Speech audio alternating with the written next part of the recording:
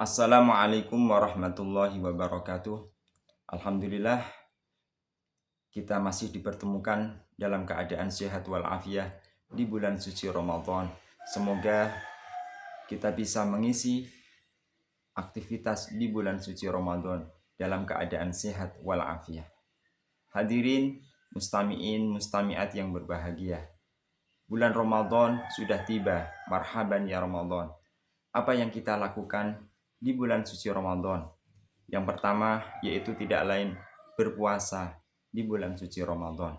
Sebab Allah Subhanahu wa taala sudah memberikan penjelasan dalam surat Al-Baqarah ayat 183. A'udzu billahi minasyaitonir rajim. Bismillahirrahmanirrahim.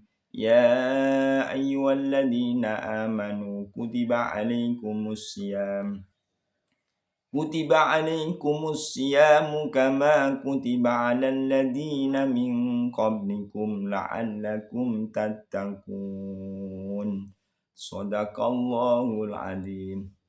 Ayat ini menjelaskan bahwa Allah mewajibkan kepada kita semua, kepada orang Islam, wabil khusus kepada umat Nabi Muhammad SAW untuk melaksanakan puasa di bulan Ramadan. Seperti halnya diwajibkan puasa atas umat-umat sebelum Nabi Muhammad SAW. Tujuannya berpuasa tidak lain la'allakum tattaqun, supaya kita menjadi pribadi yang tangguh, pribadi yang takwa kepada Allah Subhanahu wa taala. Amin ya rabbal alamin. Yang kedua, amalan yang kita lakukan di bulan suci Ramadan yaitu sholat tarawih. Sholat tarawih ini di zaman Nabi Muhammad SAW, Nabi hanya melaksanakan sholat tarawih hanya 3 malam. Hanya berapa? 3 malam. Malam yang keempat, Nabi Muhammad SAW tidak hadir di masjid. Kemudian sahabat bertanya-tanya, kenapa Nabi tidak hadir? Kemudian Nabi Muhammad SAW jamaah sholat subuh. Akhirnya sahabat bertanya, "Limada ya Rasulullah, kenapa tadi malam engkau tidak hadir melaksanakan sholat tarawih?" Kemudian Nabi Muhammad SAW menjawab, "Andik, aku takut kalau sampai saya hadir nanti Allah mewajibkan umatku diwajibkan melaksanakan sholat tarawih. Karena Nabi ada rasa ketakutan nanti prediksi Nabi akan diwajibkan untuk umatnya sholat tarawih. Malam yang keempat Nabi tidak hadir di tengah-tengah sahabat melaksanakan sholat tarawih. Kemudian sholat tarawih hukumnya akhirnya berubah, sistemnya berubah, dan akhirnya ditetapkan di zaman Sayyidina Umar. Yaitu sebanyak 20 rakaat. Terkenal dengan ijma' sukuti. Artinya para ulama, para sahabat pada waktu itu diam atas kebijakan keputusan yaitu Khulafaur Rasyidin Sayyidina Umar bin Khattab tentang sholat tarawih berjumlah 20 rakaat. Kemudian amalan yang ketiga di bulan suci Ramadan tidak lain yaitu berdoa. Karena doa wa du'a'uhu mustajab. Doa di bulan suci Ramadan dikabulkan Allah Subhanahu wa taala. Apalagi kita dalam keadaan puasa, mendekati berbuka puasa, akibal iftar, setelah kita berbuka, disunahkan untuk berdoa. Allahumma laka sumtu wa bika amantu wa ala rizkika aftartu birahmatika ya arhamar rahimin. Yang keempat, amalan yang kita lakukan yaitu mempercepat berbuka. Jadi ketika nanti kita puasa sudah jam 6 lebih 2 menit, hari ini ya, kurang lebih jam 6 lebih 1 menit atau 2 menit, maka segeralah untuk membatalkan puasa. Jangan ditunda-tunda. Kemudian yang kelima, amalan yang kita lakukan, dianjurkan di bulan suci Ramadan, yaitu membaca Al-Quran. Kenapa dikhususkan? Spesial di bulan suci Ramadan dimaksimalkan. Tidak seperti di bulan-bulan lain. Di bulan Ramadan intensitas membaca Al-Quran dipadatkan, dimaksimalkan. Karena Ramadan syahrul Quran. Ramadan adalah bulan Quran. Limadha yusamma?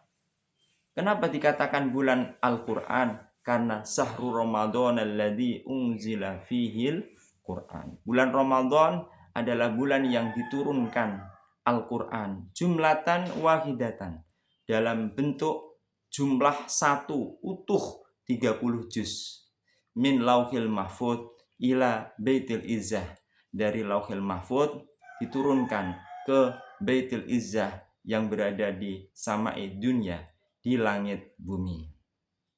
Kapan? Lailatul Qadar. Makanya di bulan suci Ramadan marilah kita memperbanyak membaca Al-Quran.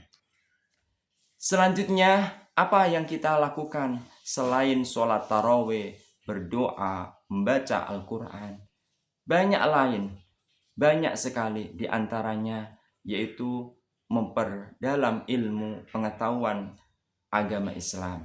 Baik ilmu yang berkaitan dengan sholat, puasa, zakat.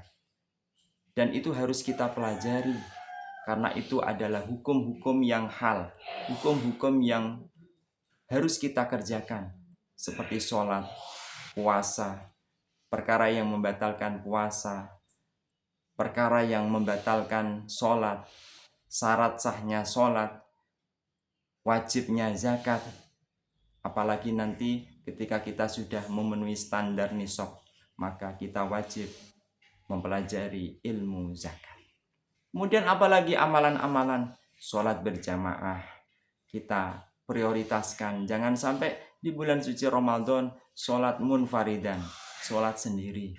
Kalau toh seumpama kita tidak di awal waktu, terlambat, cari teman kita untuk sholat berjamaah. Kalau di kantor, cari teman di kantor. Kalau di rumah, dengan istri, dengan suami, bahkan dengan anak-anak. Jangan sampai kita sholat sendirian.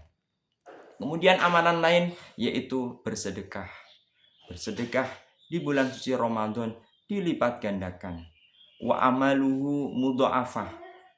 Kegiatan-kegiatan, amal-amalan yang kita kerjakan di bulan suci Ramadan dilipat gandakan.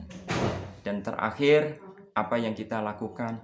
Istighfar, minta ampunan kepada Allah Subhanahu wa taala. Sebab di bulan suci Ramadan, wa dzambuhu maghfurah, dosa-dosa kita diampuni Allah Subhanahu wa taala. Semoga kita bisa mengisi bulan suci Ramadan dengan berbagai amalan-amalan yang sudah dilakukan oleh Nabi kita Muhammad sallallahu alaihi wasallam. Semoga kita diberikan taufik, hidayah, kesehatan sepanjang bulan suci Ramadan untuk melaksanakan kegiatan, aktivitas yang bernilai, berpahala, dan akhirnya kita menjadi orang yang beruntung di dunia dan di akhirat, dan akhirnya kita mendapatkan kemenangan. Yang pertama, kita mendapatkan rahmah di awal bulan suci Ramadan. 10 hari pertama, awaluhu rahmah. 10 pertama di bulan Ramadan Allah memberikan rahmat. Wa ausatuhu, pertengahan di bulan suci Ramadan Allah memberikan maghfirah, ampunan. Dan di akhir 10 terakhir itqum minan nar, kita dijauhkan dari api neraka. Amin ya rabbal alamin. Wassalamualaikum warahmatullahi wabarakatuh.